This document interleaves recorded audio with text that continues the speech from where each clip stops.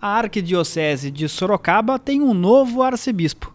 Dom Júlio Endi Acamini, de 54 anos de idade, foi o escolhido pelo Vaticano para governar a Igreja Católica em Sorocaba e mais 11 cidades da região.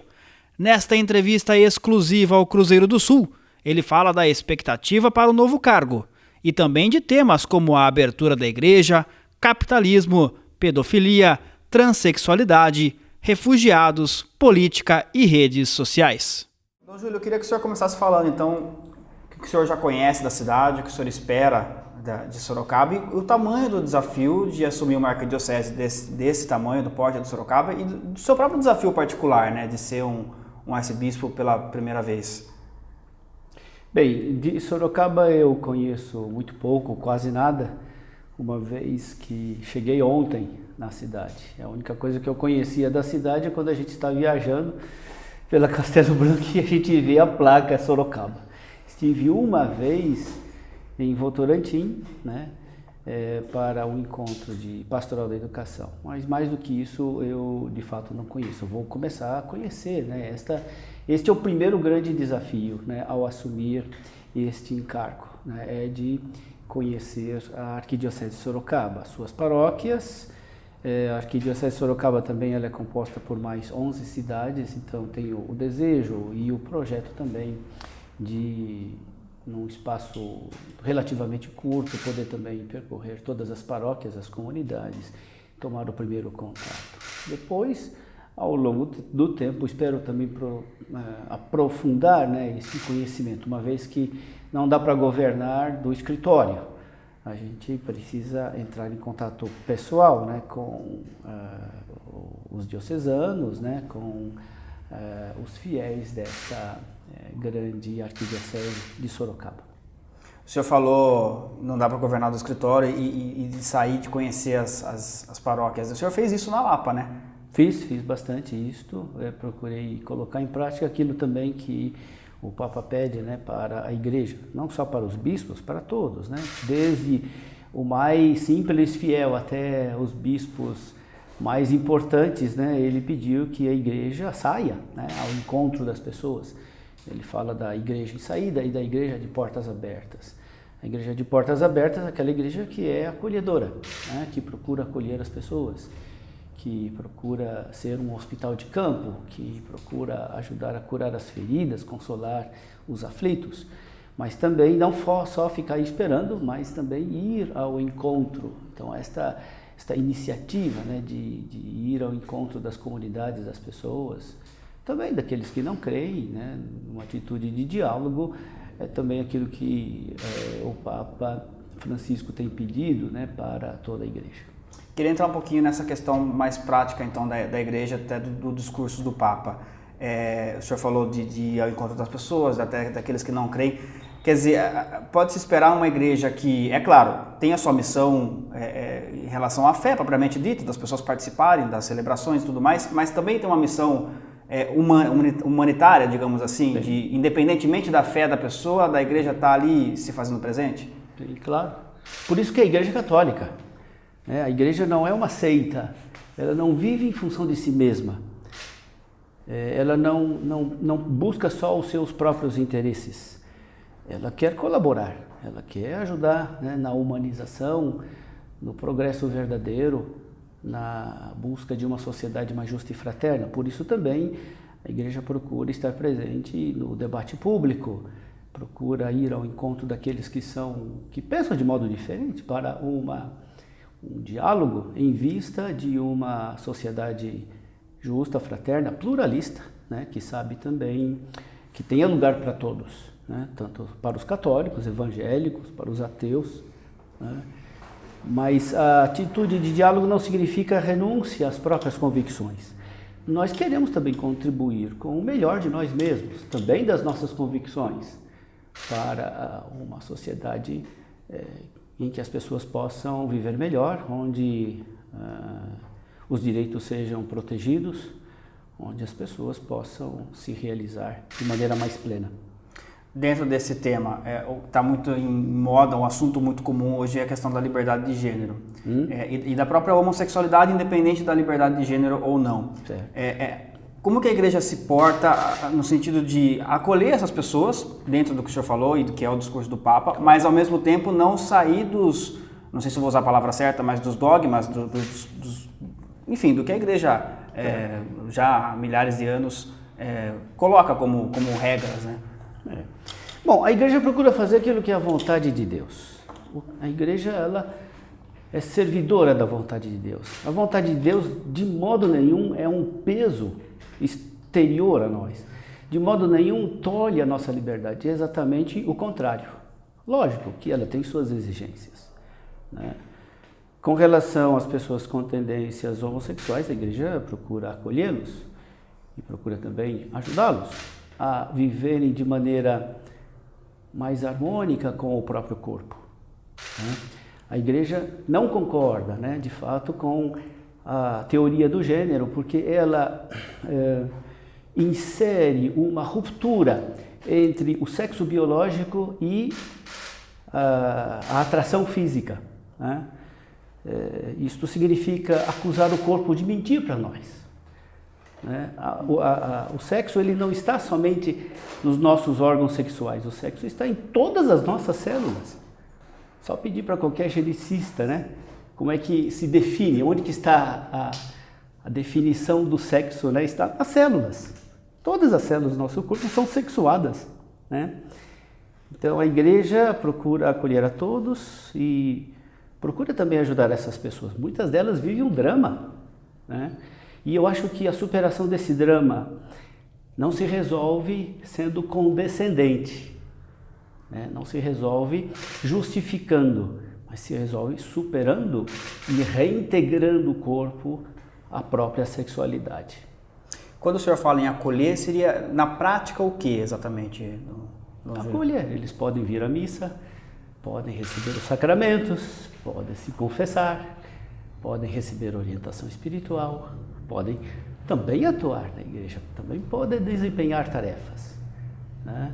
Lógico que isso exige deles uma conversão que não é só deles, conversão que é de todos os cristãos, todos nós que queremos ser membros ativos da igreja, temos no próprio fato, né, de sermos integrados à igreja este empenho e esta responsabilidade de sempre buscar uma conversão pessoal. Conversão se refere desde o Papa até o último dos fiéis. Também a eles é pedida uma conversão, que não é uma coisa ruim, pelo contrário, né? É algo que os faz crescer, os ajuda a viver mais em harmonia consigo mesmos, com os outros e também com Deus. O senhor conviveu algum tempo com o Dom Paulo Evaristo Arnes, né? Agora Não, muito pouco. Lógico que ele já estava, como é que eu posso dizer? Ele estava retirado, né, dos trabalhos pastorais, né? Então a gente o encontrava muito esporadicamente, porque de fato ele, com a sua idade, ele não tinha mais tantos contatos com as pessoas, né? Uhum. Ele tinha nas suas atividades, ele se manteve ativo até o último momento, né? Lia jornais em várias línguas, de vez em quando ele também recebia visitas, né? As pessoas mais íntimas, né? Com Dom Paulo a gente teve alguns contatos poucos, né? Mas sempre foi contato, mesmo que quantitativamente muito poucos, qualitativamente sempre muito motivadores, muito bonitos. E aí é um legado dele, né? Sem dúvida, imagino que é onde eu queria chegar, que é a questão que ele fala muito da pobreza, da igreja atuando em relação à pobreza das pessoas, tentando ajudar. Tem o histórico exemplo dele da venda dos bens da igreja para ajudar, enfim. Também é um discurso muito parecido com o adotado atualmente pelo Papa Francisco. Até como é que o senhor pretende trabalhar isso na região? É claro que imagino que também seguindo as recomendações do Papa e nessa luta do capitalismo, que não é impossível de não se viver nesse mundo capitalista de hoje, mas tendo por outro lado essas atribuições também de ajudar as pessoas mais pobres e de fazer uma sociedade mais igualitária nesse sentido. Sim, claro. Eu acho que isso não mudou, né? Na verdade, isso é desde o início, né? Desde o início da igreja, sempre houve uma grande preocupação para com os mais pobres, né? Já nos Atos dos Apóstolos, nós vemos que a instituição dos diáconos se deu exatamente para poder servir as viúvas, que eram pessoas desprotegidas, que não tinham como se sustentar, e era a igreja que as ajudava, né? E isto perpassou os séculos e os milênios, né? Se a gente for escrever uma história da pobreza do mundo, né, nós vamos ver que a igreja sempre esteve presente entre os mais pobres, sempre acolheu aqueles que ninguém quis acolher, sempre esteve aberta àqueles que são indesejáveis. Então isto não é uma questão só de boa vontade, não, isto está inscrita na natureza da nossa fé, da nossa vida cristã, está no nosso DNA. E quando for diferente, então significa que a gente, de fato, não é mais fiel a Deus e ao Evangelho, né? Então, isso vai permanecer. Além disso, é preciso, a gente percebe, né, que também há uma necessidade que eu acho boa, uma cobrança que eu acho positiva de maior transparência, né, na prestação de contas, na administração dos bens. Então, de nada vale só vender os bens para dar aos outros, mas é necessário também administrar as coisas de maneira transparente, justa e honesta, né, sem sonegação, corrupção, propina. É isso que a gente está vendo, né, infelizmente, nesse nosso país. Então, a igreja deve... Ela está sob o regime da caridade, né? Mas está também sob o regime da justiça. As duas coisas a gente deve cuidar, né? Sobre esses dois regimes a gente vive e a estes dois regimes a gente deve responder e corresponder. O fiel católico de Sorocaba e região pode esperar, então, não que isso não haja hoje, mas uma cobrança grande na sua administração em relação a essa coisa da prestação de contas? Sim, Dom Eduardo já conseguiu, né, muitas coisas positivas, a gente precisa dar continuidade a isso. E a gente também deve continuamente crescer nisto. Isto não só com relação à instituição, mas isso também em relação à igreja, que são todos os fiéis, né? A transparência não só na organização, na direção, na gestão, na administração, também este modo de se relacionar com os bens temporais, os bens materiais, que desce também ao nível pessoal, não é? Que também no nosso dia a dia, nas nossas atitudes cotidianas, a gente saiba, tenha consciência de que estamos sempre fazendo opções éticas. Comprar é também uma opção ética. Você pode comprar um produto bom, de qualidade, que tenha sido produzido de maneira correta, né, tenha pagado todos os impostos. Ou você pode comprar um objeto pirateado, né, que explora mão de obra infantil, que não paga os impostos, que sustenta o crime organizado, que alimenta o tráfico de drogas, né? Então, se você escolhe uma coisa, você está também apoiando isso. Então, veja lá, é preciso que isso esteja presente em todos os níveis, né? Desde a administração, a direção, né? Mas que desça também ao coração das pessoas. O Papa Francisco disse que os grandes escândalos, né, se manifestam nos nossos atos cotidianos e só depois se manifestam publicamente nos grandes escândalos, né? Se há os grandes escândalos, é porque também o coração das pessoas se deixou corromper. Sim. Essa questão da transparência, ela vale também, imagino eu, não só para a parte financeira, administrativa, mas para outros casos. E aí tem o caso clássico, que é a questão da pedofilia. É claro que a pedofilia é um problema da sociedade, é um problema, claro. A pessoa que é pedófila, ela é criminosa. Mas quando acontece dentro da igreja, ela toma uma proporção por ser dentro da igreja. A igreja caminha nesse sentido também, de colocar isso mais como um crime, algo a ser julgado de maneira São três civil? coisas importantes que a gente deve distinguir sem separar. Distinguir sem separar. Nós temos a questão do pecado, temos a questão da doença e temos a questão do delito. Né? A doença, tratamento. Ao pecado, misericórdia.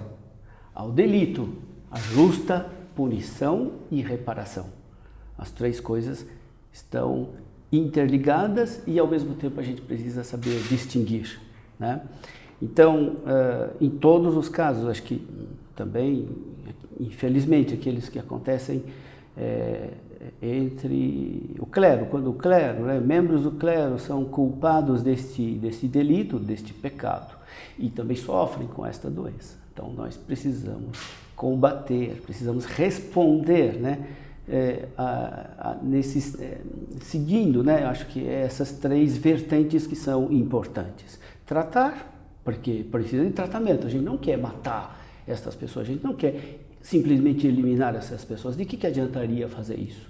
Vai ser só mais uma pessoa perdida, mais uma vida que se destrói, não é? Nós queremos recuperá-las, né? Se o pecador se converte, se arrepende, se converte, Deus dá o perdão, mas precisa de fato se arrepender, reconhecer, né? Precisa aceitar o perdão de Deus. E depois, terceiro, uma justa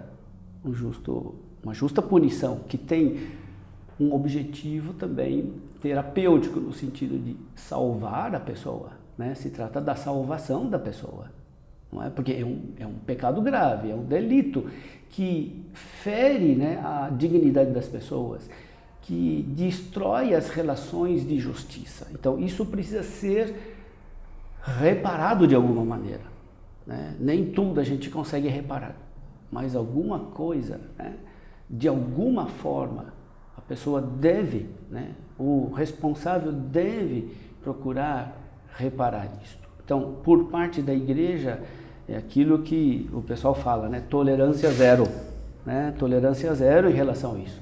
O Papa Bento XVI, né, e depois o Papa Francisco também, né, na continuidade do Papa Bento XVI, né, tem tem determinações muito duras em relação a isso. E se a gente não as aplicar, a gente se torna também conivente. Então, a gente precisa chamar as pessoas à responsabilidade pessoal. No caso do clero, a gente é obrigado também responsabilizá-las, né? E elas precisam de alguma forma reparar o mal cometido. E dentro dessa questão da transparência, acho que a tendência da igreja é cada vez mais tornar público esse tipo de coisa e ser transparente quando esse tipo de coisa acontece, não? Bem, o tratamento, a gente precisa sempre também distinguir estas coisas, né? Existe uma fase de investigação que precisa ser sigilosa, porque jogar, né, isto para o público, isso só acirra os ânimos e pode também levar, né, a uma condenação injusta. Não é que a gente não deva condenar, mas a gente também não pode, né, condenar injustamente uma pessoa. A boa fama, né, é um bem que a gente não pode destruir de maneira temerária, né? Então, infelizmente, existem também acusações que não são verdadeiras, ou mesmo que não sejam acusações de má fé, pode também haver má interpretações, também acontece. E há também casos em que as acusações são verdadeiras, e é por isso que a gente precisa apurá-las, né? E não ajuda, né, muitas vezes simplesmente colocar isto a público. Não é que os processos sejam todos sigilosos, tem também uma fase em que ela é pública, né? Então a gente precisa de respeitar também como é que eu posso dizer, este respeito, né? A justiça é sempre assim, ela respeita a dignidade das pessoas, das vítimas, né? Que podem ser tanto aqueles que são acusados, como aqueles tanto aqueles que acusam, como aqueles que são acusados. Então, a gente precisa, de fato, ter grande prudência em relação a isso. O senhor estava falando agora há pouco a respeito da acolhida, né, da igreja com relação aos homossexuais, aos pobres. Isso vale também para os imigrantes, que é um assunto que domina o mundo hoje, e aí eu até emendo uma segunda questão dentro dessa. Como que a igreja, e o senhor particularmente, vê um discurso como o do Trump, por exemplo, na questão do Muro do México, na questão de não acolher os imigrantes, enfim, um nacionalismo exacerbado? É lamentável isso, né? Vai contra aquilo que a igreja sempre procurou fazer e também pedir, né?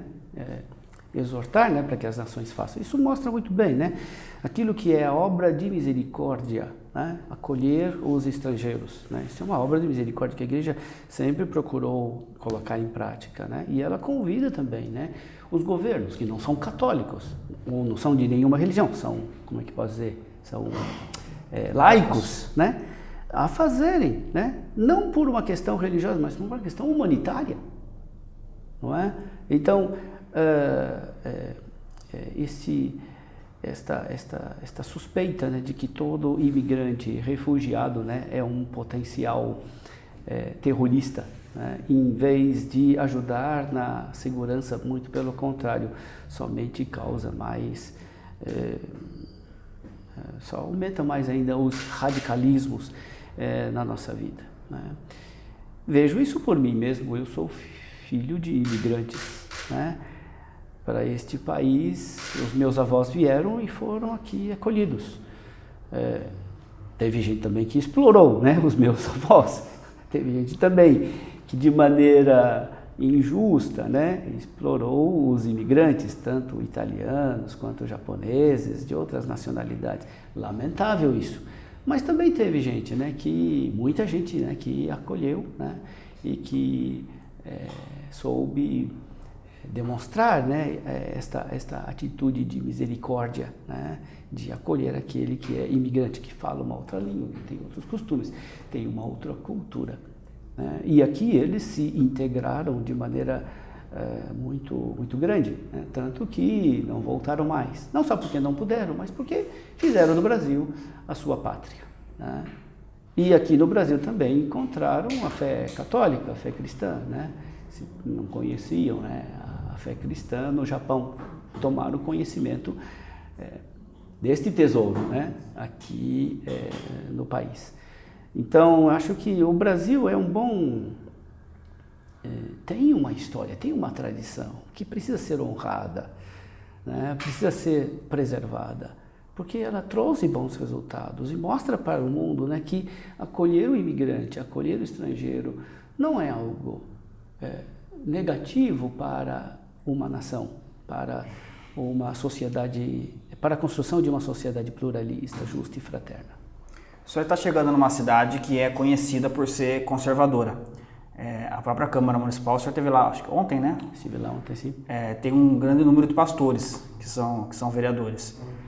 E a igreja, naturalmente, tem um poder, a igreja no mundo, né, de maneira geral, tem um poder político muito forte.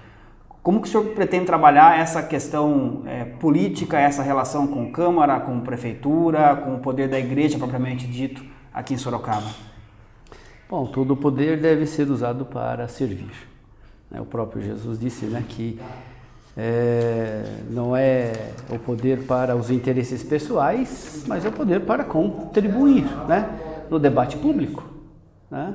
Eu acho que os católicos não são cidadãos de segunda categoria. Por quê? Porque eles pagam os impostos, né? Eles são gente ordeira, normalmente, né? Infelizmente também tem as pessoas que se desviam, mas normalmente os católicos são pessoas ordeiras, são gente de paz, gente de boa índole, né? Gente que tem boa formação, gente que tem suas competências. Por que, como católicos, eles não podem também contribuir para o debate público? Essa história de que o Estado é laico é verdadeiro, né? Mas o Estado laico não significa dizer que ele não deva também, né, estar aberto. Muito pelo contrário, é a exigência de estar aberto à contribuição, né, das pessoas de diversas tradições religiosas, de diversas igrejas, né, e tem que estar aberta. Isto é o debate público, né? Isto é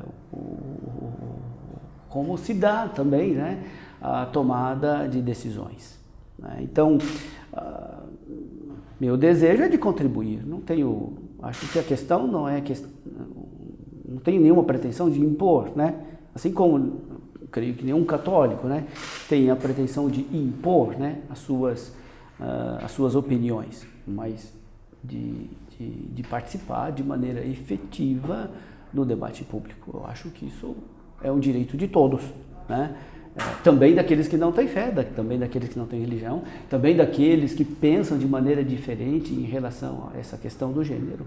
Eles podem e eles estão falando, ninguém é colocado na cadeia por isso, ninguém é perseguido por causa disso. Mas a igreja também quer dizer, né, aquilo que quer contribuir também, né, com aquilo que são as convicções, né, que tem seu fundamento na escritura, na tradição da igreja, mas que não é só uma questão de convicção religiosa, não, são questões que se referem ao modo como a gente vê o ser humano, não é? Porque segundo o modo como a gente vê o ser humano vai ser a sua educação, sua vida política, as suas relações econômicas, o modo de administrar a justiça, o modo de viver em sociedade. E quando o senhor fala dessa participação na sociedade, pode-se esperar da igreja de Sorocaba, claro que pontualmente, não a todo momento, até porque não faria sentido, mas pontualmente, opiniões mais fortes a respeito de determinados assuntos públicos, administrativos? Claro, acho que isso é normal no debate público, não é? A gente precisa se posicionar, não é? Então, o diálogo é isso, né? Não é renunciar às próprias convicções. A gente não renuncia às próprias convicções no diálogo. Nem exige que o outro renuncie às suas convicções. Não é? Não se faz assim, fala, não, nós vamos deixar de lado as nossas convicções para poder dialogar. Não, isso não é diálogo. Isto é rendição, né, a um sincretismo que não leva a nada, né? É uma vitamina, né, de opiniões que de fato não dão base firme para nenhum tipo de política pública, né? Não, para a gente poder de fato, né, ter políticas, né, de governo, políticas públicas, né, que de fato ajudem as pessoas, a gente precisa de ter fundamentos sólidos, não é? E no debate público as pessoas devem, né, expor as suas razões, né? E a gente debate as ideias, a gente combate as ideias se for necessário, não as pessoas, né? A gente combate as ideias que a gente acha que são equivocadas, são erradas, são redutoras, são perniciosas também para a educação, para a vida em sociedade. Assim? Essa questão de brigar, entre aspas, com as ideias e não com as pessoas é algo que está muito em voga hoje nas redes sociais, né? O senhor é bastante ativo nas redes, o senhor deve perceber isso. Esse ódio que a gente vê, não, são coisas diferentes, Uma coisa, de fato, é a gente debater com firmeza, né, as ideias e as convicções. Acho que isso tem lugar sempre, não é? Nem sempre os diálogos e os debates vão ser, fáceis. Mas quem disse que precisa ser fácil? Às vezes ele é exigente, o diálogo às vezes ele é exigente, porque exige da gente ouvir até o fim o que o outro pensa, né? E tentar ver se ele é razoável, né, nos fundamentos, nos argumentos que ele apresenta. As redes sociais têm uma outra dinâmica, né? As redes sociais seguem uma outra lógica. E a gente tem que tomar cuidado de não transpor uma coisa de uma lógica para a outra. Por exemplo, na rede social, se você não gosta de opinião, você deleta o seu, o seu seguidor, ou a pessoa que postou lá, né? Mas nas relações pessoais, no debate, você pode matar o outro porque você não gostou da opinião dele? Claro que não. Infelizmente, às vezes, o que está acontecendo é uma confusão, né, no modo como, na lógica, né, daquilo que é a vida real e aquilo que é a vida virtual. Eu sei que nas redes sociais às vezes acontecem exageros, excessos, a gente deve evitá-los, é verdade, né? Porque senão a gente só acirra os ânimos e o ódio entre as pessoas. E na rede social é muito fácil a gente cortar, a gente deletar as pessoas. Mas na vida real isso não deve ser feito. Né? Não é esta a lógica, né, da vida real, né, dos relacionamentos com as pessoas e do debate público. Dom Júlio, eu fui anotando aqui, a gente falou já sobre capitalismo, homossexualidade, igualdade de gêneros, refugiados, política, redes sociais. O senhor é doutor em teologia, né?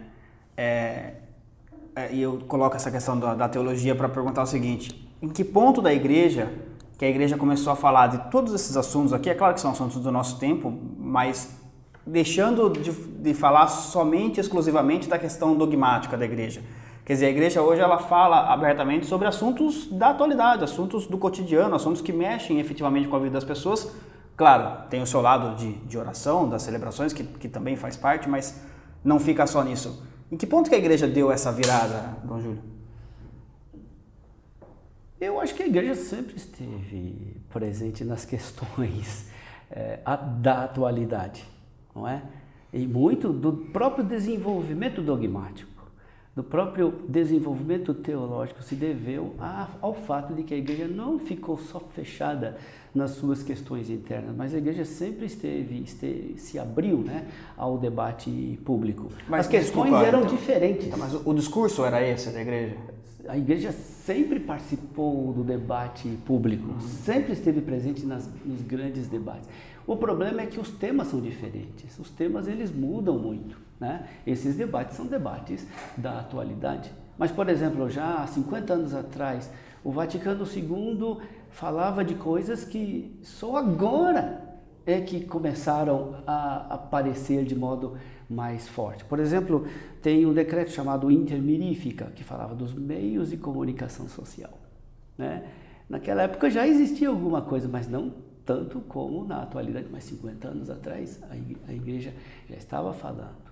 Né? Da questão, por exemplo, o debate também da atualidade, às vezes de manipulação genética, né? Dos avanços tecnológicos. Lógico, não foram falados de maneira explícita, mas já estavam lá em germe. E muitas coisas muitas posições que a igreja tem nestas questões estão fundadas, né, exatamente naquilo que há 50 anos atrás, né, os padres conciliares debateram. Né?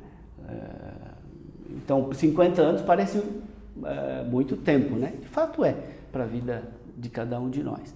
Mas é impressionante, né? Lendo esses documentos há 50 anos atrás, a gente vê que eles continuam atualíssimos. Não são as mesmas questões, mas a atitude sempre foi a mesma, aquela de participar, né, da vida pública. Falando agora um pouquinho da vida do senhor, propriamente dita. O senhor é o primeiro bispo nipo-brasileiro, né, do país. Como que é isso para a sua vida pessoal? Isso é um motivo de orgulho ou é um motivo de preocupação? Para mim é de preocupação. Porque são poucos Para mim é de preocupação, porque se eu errar, se eu cometer erros, isso vai ser uma grande, como é que eu posso dizer, uma grande vergonha, não só pessoal, mas também para todos aqueles que se orgulham de ter, né, um bispo de descendência nipo-brasileira. Para mim não é motivo nenhum de orgulho. Eu sei que para os outros muitos nipo-brasileiros já vieram, né, conversar comigo e falar: eu fico muito orgulhoso, tenho muito orgulho do senhor. Tá certo, eu acho que a gente recebe isso, né, como manifestação de afeto, mas ao mesmo tempo eu sei que isso para mim é responsabilidade, né, é um peso, né? Mas espero, com a graça de Deus, a oração dos cristãos, né, e também a colaboração de todas as pessoas de boa vontade, poder corresponder também aquilo que são minhas obrigações e minhas responsabilidades. Se a gente traçar um paralelo e aí guardadas as devidas proporções, bem guardadas, o Papa Francisco, o primeiro Papa latino, o primeiro Papa da América, ele causou, especialmente no início, um aumento no número de participação dos fiéis aqui na América. No Brasil a gente viu isso muito claramente. Eventualmente pode ter um aumento da participação nipônica na igreja aqui de Sorocaba? Eu espero, claro. Espero sim. Você disse muito bem, né? Eu sou o primeiro bispo. Espero que tenha o segundo, terceiro, quarto, quinto bispo de descendência japonesa, não seja o único, né? Para mim, de fato, seria um grande questionamento, né? Se fosse o único, né? Então, eu espero ser, sim, o primeiro, no sentido de que haja outros também, né? A igreja deu muito para os descendentes japoneses. Eu acho que chegou a hora dos descendentes japoneses também oferecerem para a igreja, né, uma contribuição nesse sentido também. Queria que o senhor falasse um pouquinho do seu lema episcopal, que é não vos canseis de fazer o bem, né? Como é que foi essa escolha e como é que o senhor leva isso para a sua vida? Bom, é uma citação de São Paulo, né, a carta aos Gálatas. Quando eu recebi a notícia, né, a nomeação, né, de que seria então ordenado bispo e seria bispo auxiliar da Arquidiocese de São Paulo, eu pensei, bom, já que eu vou começar aqui em São Paulo, na Arquidiocese de São Paulo, vou procurar, né, nas cartas de São Paulo algo que seja de fato para mim uma orientação, né, um norte, né, algo que me sustente também, né, dos momentos de dificuldade, né, de sofrimento, né? Então um lema é sempre algo que nos orienta e que também nos sustenta. Então procurei nas cartas de São Paulo uma citação que pudesse me ajudar nesse sentido. E encontrei, né, caiu sobre meus olhos esta exortação de Paulo, né? Não vos canseis de praticar o bem, ou seja, não desanimar de fazer o bem, né? Fazer o bem sempre. Se a gente é reconhecido ou não, pouco importa, né? A nossa alegria não está nos aplausos que recebemos, a nossa alegria está no fato de ter feito bem, né? Então, não desanimar de fazer o bem significa buscar o bem sempre, em todas as ocasiões, em todas as circunstâncias, mesmo quando a gente tem que suportar o mal, fazer o bem, mesmo quando a gente tem que combater o mal, vencer o mal com o bem. Mesmo que o bem que a gente faz não seja reconhecido, não importa, a nossa alegria está no próprio bem, né? Nem o fato de a gente ter feito bem é a nossa alegria, mas porque é o bem. Se uma outra pessoa faz o bem, nos alegramos, não ficamos tristes, nem ficamos com inveja, nós nos alegramos também, porque é o bem. O senhor é reconhecido por ter uma forte atuação na área educacional, é uma área que o senhor gosta, aprecia e tem um conhecimento, né? Como é que a gente pode esperar isso aqui em Sorocaba, uma atuação mais forte na pastoral ou eventualmente algumas outras ações? Como é que o senhor pretende trabalhar essa questão específica da educação? Bom, a educação ela é essencial, né, para todos nós, né? Nós somos o que somos porque recebemos a natureza, recebemos muita coisa da própria, que é inata em nós. Mas a maior parte do que nós somos e que nós temos, nós devemos à educação, né? Então, cuidar da educação significa cuidar das pessoas, não é? E isso também é a missão do bispo, né? Ele não é um administrador, ele não é um príncipe, ele não é o rei que faz decretos, não, ele não é o tirano, né, que tem direito de vida e morte sobre as pessoas. Não, o bispo, ele é servidor da vida, né? Então, para cuidar da vida das pessoas, isso um dos aspectos importantes necessários é a educação. Assim como para cuidar das pessoas, a gente cuida dos mais pobres, a gente procura dar o que comer, dar o que beber, dar o que vestir, né? As pessoas precisam também da educação. Tem sede, né? A nossa inteligência ama conhecer, né? E se as pessoas não descobrem, né, a maravilha e a alegria de conhecer a verdade, né, de fato não se desenvolvem de maneira plena, né? A paixão, né, pela verdade exige da gente a diaconia da verdade. Se as pessoas têm desejo de encontrar a verdade, conhecê-la e viver segundo ela, o bispo tem a obrigação de servir a verdade. Se o senhor tivesse que se apresentar, o senhor vai fazer isso naturalmente, né? Mas para as pessoas, para alguém de Sorocaba, para quem o senhor não conhece e que também não te conhece, como é que o senhor se apresentaria? Qual é o seu perfil pessoal? Não somente como um religioso, como um arcebispo, mas quem é Júlio Acamini? Bom, Júlio Acamini tem 54 anos, nasceu no interior de São Paulo, na cidade de Garça. Com 3 anos e meio se mudou para São Paulo, para a Zona Leste. né? E de lá saiu com 12 anos de idade, foi para o seminário dos padres e irmãos paulutinos. Foi ordenado em 1988 padre, então ele já está quase completando 30 anos de padre. E foi ordenado bispo em 2011, então também tem 5 anos, né, de bispo. Então se trata de alguém, entre aspas, novo, né, no episcopado.